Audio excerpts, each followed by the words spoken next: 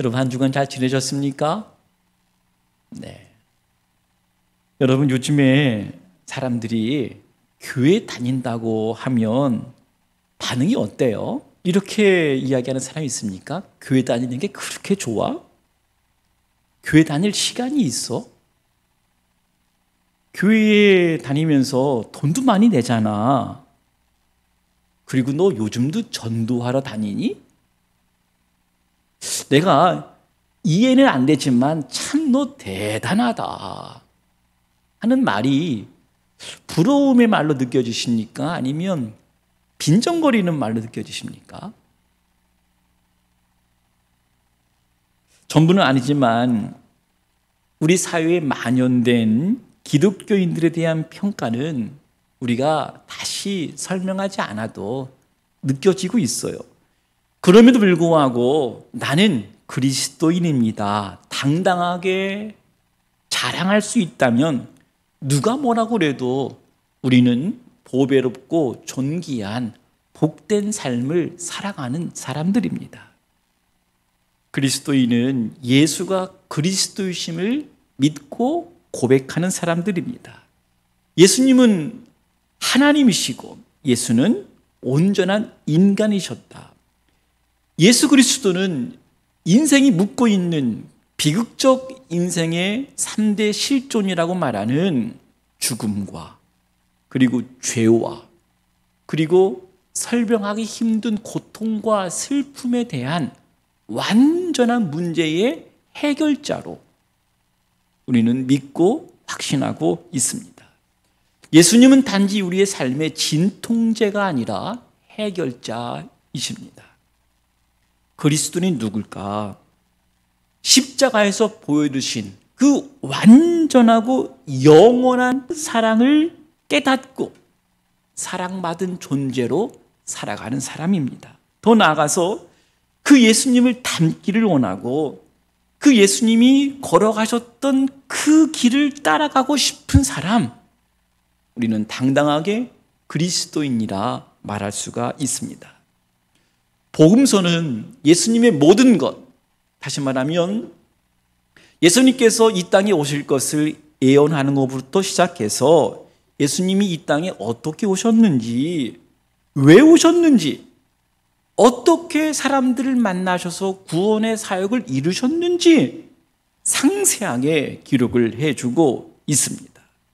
그 중에 오늘 함께 읽은 마태복음 9장 35절은 예수님의 이 땅에 오셔서 어떠한 일을 하셨는지를 굳이 표현하자면 3대 사역이라고 말할 수 있는 말씀입니다. 35절 말씀 한번 살펴볼까요? 예수께서 모든 도시와 마을에 두루 다니사 그들의 회당에서 가르치시며 천국 복음을 전파하시며 모든 병과 모든 약한 것을 고치시니라. 여러분, 복음서가 왜 기록이 되었을까 했을 때 이런 이유가 또 하나 있잖아요. 그 복음서를 지금 읽고 있는 사람들에게 너희들에게 아주 중요한 사명이 있다. 나를 따라오너라. 제자로서의 부르심. 그것이 이 복음서를 기록한 목적 중에 하나입니다. 그렇다면 제자들, 이 책을 읽고 예수님의 제자가 되고자 하는 사람들에게 주님은 어떠한 말씀으로 귀한 사명을 맡기셨는지 10장 1절 말씀 보면 제자들을 파송하시면서 귀신을 쫓아내고 모든 병 그리고 모든 약한 것을 고칠 수 있는 권능을 주시면서 한마디로 천국 복음을 전파하라 하는 귀한 사명을 맡기셨습니다. 여러분 아시죠? 예수님께서 3년간의 모든 공생의 사역을 마치시고 제자들에게 부탁하신 말씀이 있어요. 그 유명한 마태복음 28장 19절 20절.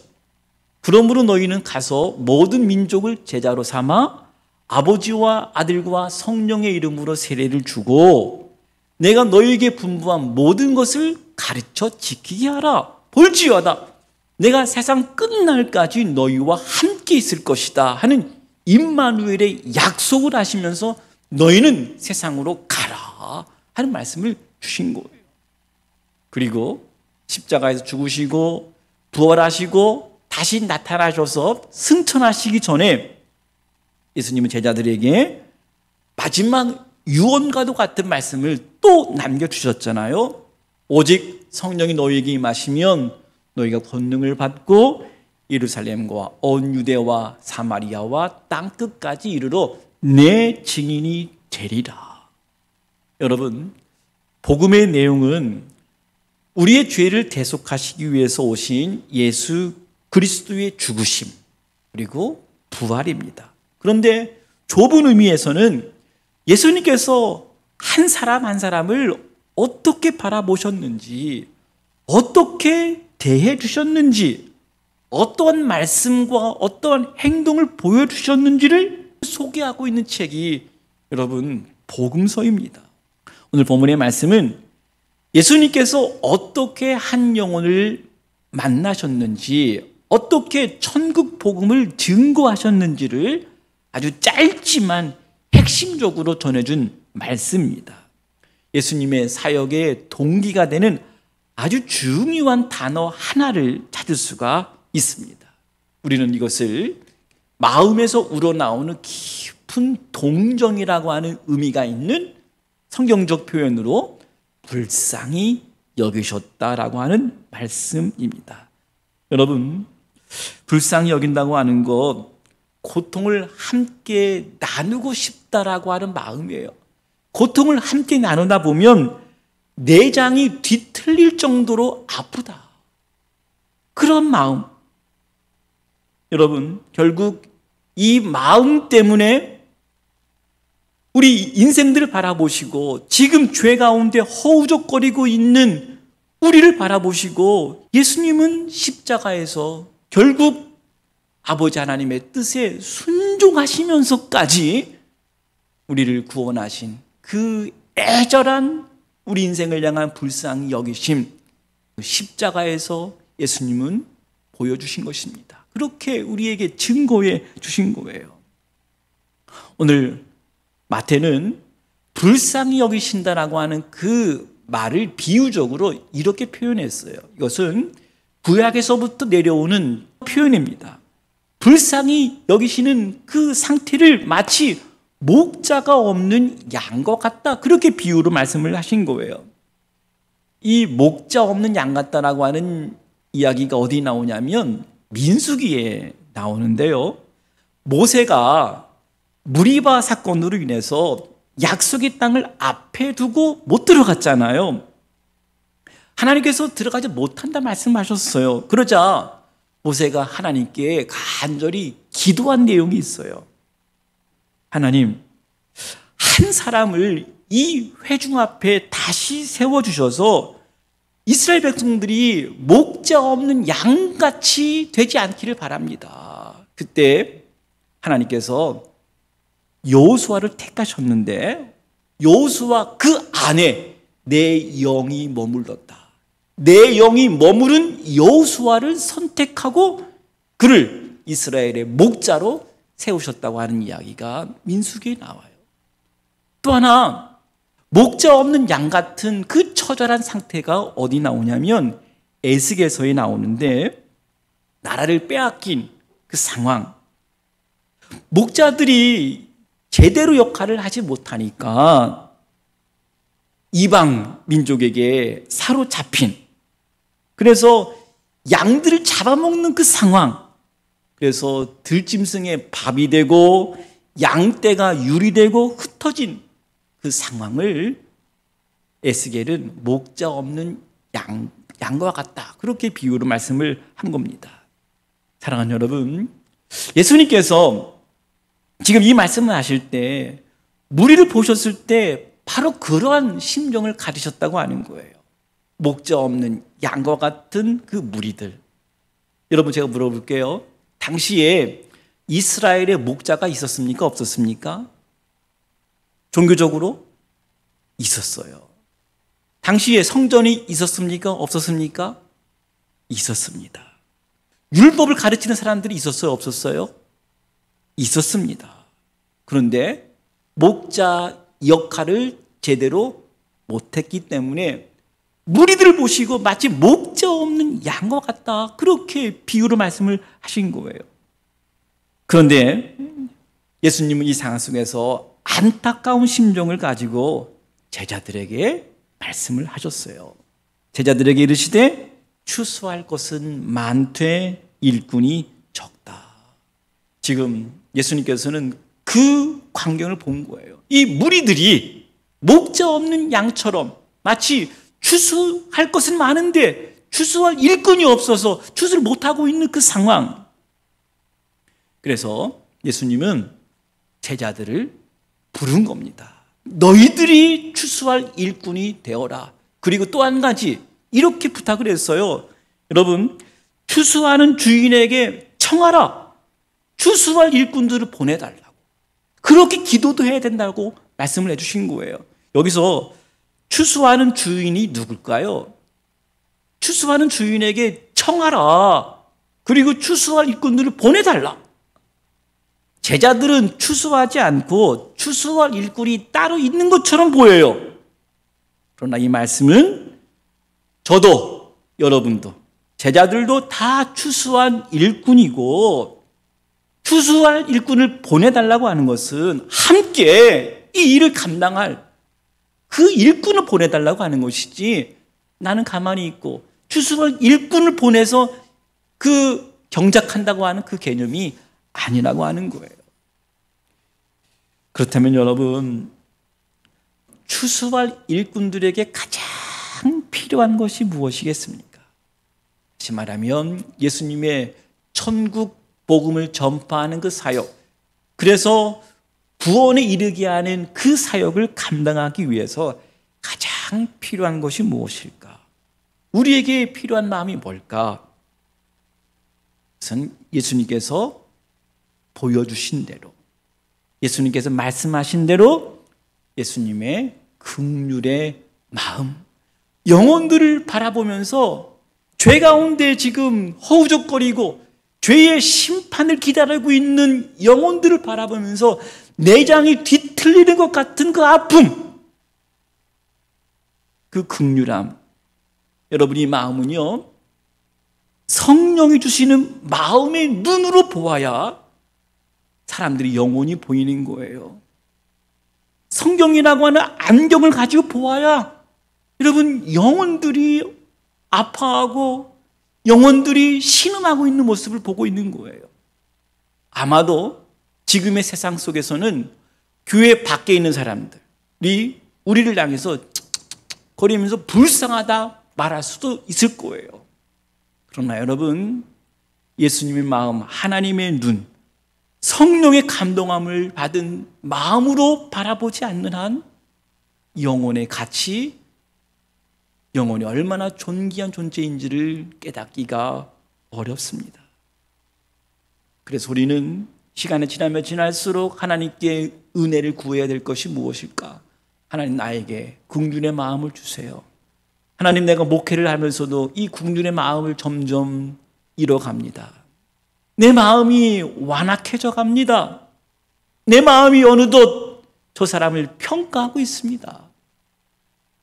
하나님, 불쌍히 여기셔서 나에게 다시 이 마음을 부어주세요. 우리가 기도해야 할 것입니다. 여러분, 상처 입은 어린아이를 바라보는 그 마음은 어머니가 아니면, 아버지가 아니면 여러분 느끼기가 어려운 마음이에요. 저와 여러분에게 필요한 것, 부모의 마음, 목자의 마음, 긍휼의 마음을 달라고 기도하십시다. 여러분, 영혼을 귀하게 여기는 마음 없이 전도하는 것, 그것은 기만입니다. 긍휼함이 없는 행사, 그것은 판촉 행사와 같은 이벤트에 불과할 뿐입니다. 사랑하는 여러분, 오늘 본문의 말씀은 우리가 전도함에 있어서 아주 중요한 고전적인 방법을 우리에게 말씀을 해 주셨어요. 예나 지금이나 전도의 최고의 방법이 뭘까 했을 때 찾아가는 겁니다. 여러분, 찾아가는 것 자체가 사랑이요 열정입니다. 요즘과 같은 이 언택트 시대에서 어떻게 찾아갈까?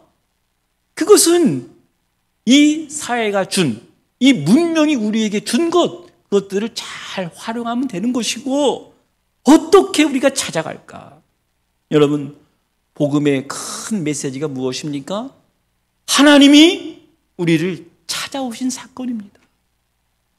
오늘 본문에 보면 예수님은 모든 도시와 마을에 두루두루 다니셨다. 교회가 왜 존재하는가? 묻는다면 교회는 세상에서 부름받은 선택받은 공동체이지만 세상을 위해서 세상에 보냄받은 공동체라고 하는 것 우리가 알고 있잖아요. 오늘 이 시간 성령님께서 내가 찾아가야 할 사람을 생각나게 해주시면 좋겠어요. 내 마음에 부담이 되는 사람 생각났으면 좋겠어요. 그리고 성령님께서 나에게 할 말을 주실 것입니다. 성령님께서 그가 필요한 것이 무엇인지 깨닫게 하실 것 같습니다. 성령님께서 우리의 걸음을 인도해 주십니다. 한 주간 동안 성령님께서 우리의 만남 가운데 역사해 주시기를 저는 기대합니다. 무엇보다도 사람의 영혼을 터치하는 것은 눈과 눈, 마음과 마음을 부딪히면서 진짜 진실함으로 영혼 대 영혼으로 만날 때 그때 생각이 바뀌고 내 마음이 풀어지고 새로운 생각이 찾아오는 것이지, 아무리 들어주는 척해도, 아무리 공감하는 척해도 그 안에 예수님이 주시는 생명에 대한 존중, 사랑이 없으면, 긍휼함이 없으면 사람은 안 변합니다.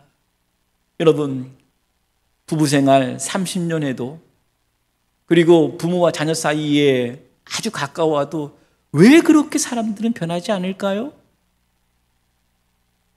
그 마음에 한 영혼을 향한 불쌍하게 여기는 마음이 생길 때, 그 사람의 태도가 아니라 내 마음 가운데 저 사람이 불쌍하다 하는 그 마음이 들어올 때 내가 변하고자 하는 생각이 생긴다고 하는 것입니다.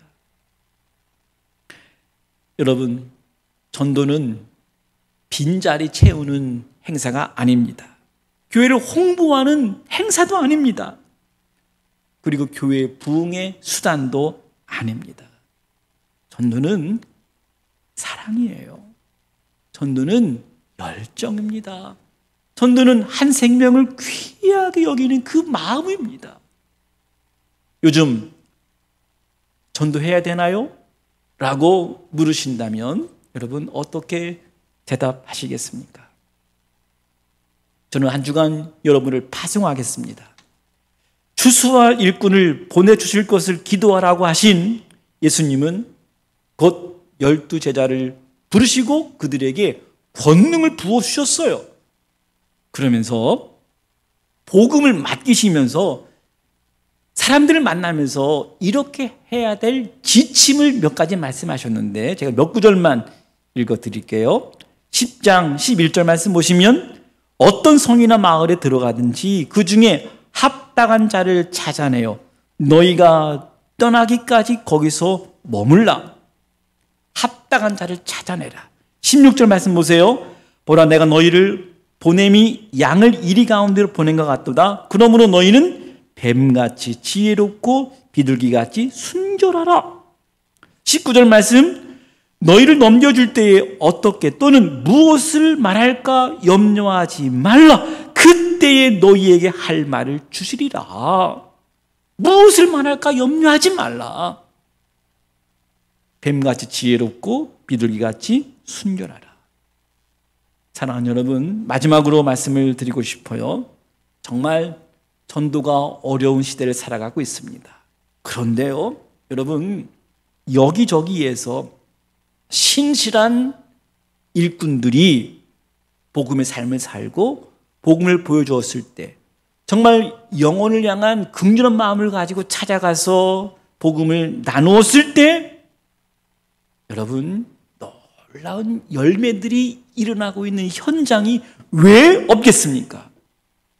지금도 복음을 듣고 복음의 능력을 깨닫고 복음으로 참 행복해하는 사람들 많습니다. 어떻게 설명하시겠습니까?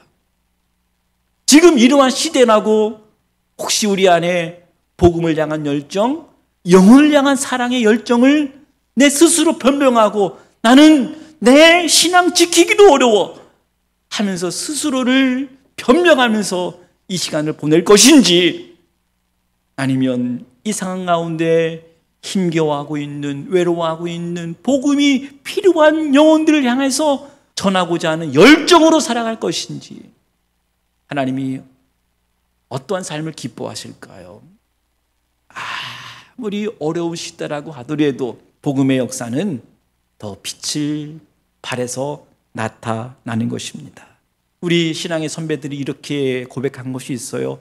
모이면 기도하고 흩어지면 전도해라 하는 이 사도행전적인 역사가 오히려 사람을 만나기 어렵고 기독교가 대내외적으로 어려움을 겪고 있는 이 상황 속에서 더 놀랍게, 더 강력하게 복음의 능력이 나타나 올 가을에 하나님 앞에 아름다운 제물을 드릴 수 있는 귀한 열매가 우리의 삶 속에, 우리의 공동체 안에 나타나야 되지 않겠습니까? 이 놀라운 은혜가 우리 믿음의 공동체 안에, 한국교회의 모든 그 성도들의 마음 안에 충만히 넘치기를 주님의 이름으로 간절히 축복합니다.